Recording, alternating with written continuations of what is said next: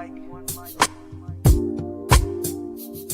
I need is one mic. That's all I need. Please give it up for Marie Brown.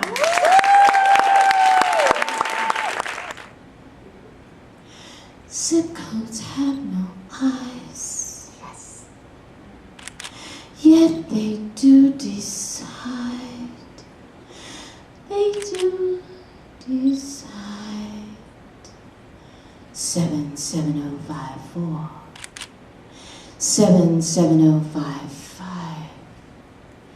77056. 77057. Demographics. Zip codes. Code who? Zip codes knows your race, your income, your area crime rate, your educational status. Zip codes the deciding factor how high, how low your auto, home, health, life insurance will cost. They tell us they're just numbers. Numbers at random for no other reason than to keep order. Change of address. Bear Creek, the suburban life. 2,400 square feet. 2-story brick house. Backyard size of a mini baseball field, but they tell us they're just numbers. Numbers at random for no other reason than to keep order.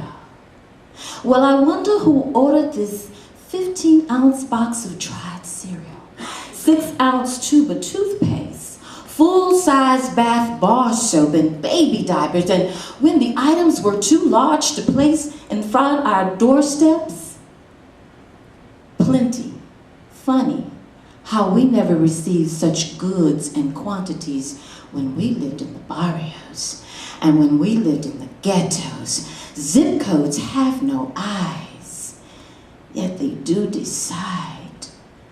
What group of people will participate in the Nielsen ratings and where the next chemical plant will be built, where the next experimental value will be placed, which neighborhoods will be sprayed the most to kill the West Nile virus, and which neighborhoods will receive the high-tech books, tools, computers to educate their children. Well, zip codes have no eyes. Come on. Yet they do decide. They do decide.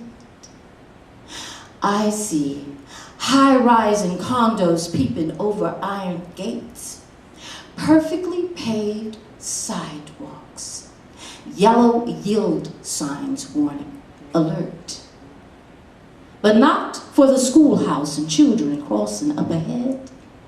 These signs at the corner of South Main and Merworth are for the fortunate folks driving out their mansions instead. I see Third Ward, colorful, history-filled murals, now repainted, covered with bushes, soon to be forgotten. Like Grandma used to say, I smell sweet apples in the barrel, still don't cover up the ones that are rotten. Zip codes have no eyes, no eyes, no eyes, no eyes. Yet they do decide, they do decide which neighborhoods will run dry.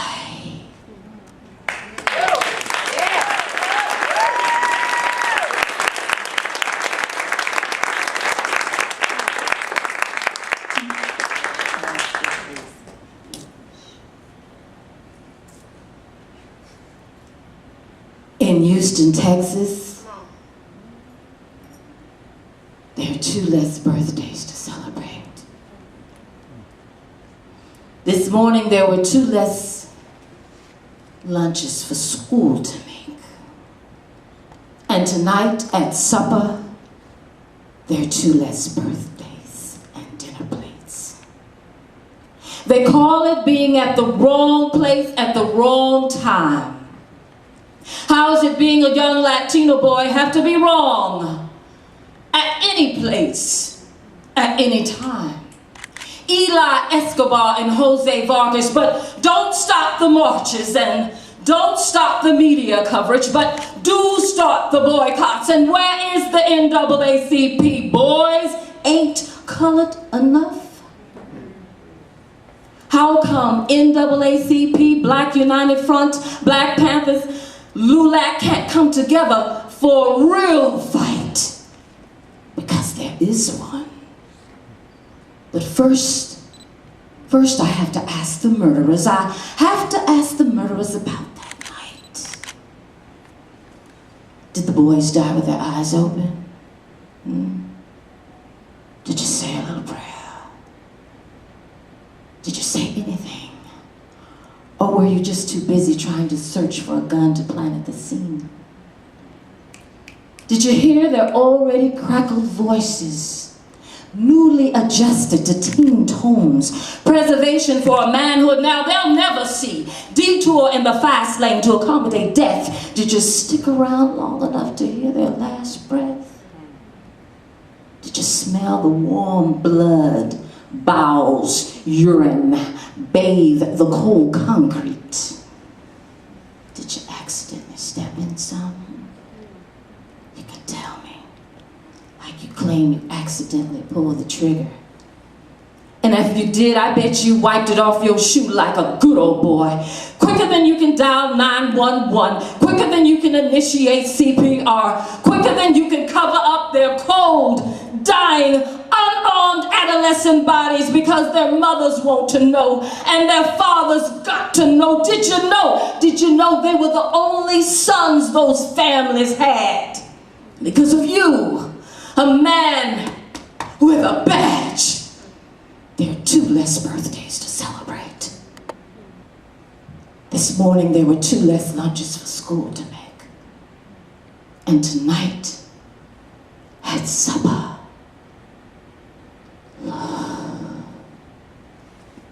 there are 2 less dinner plates.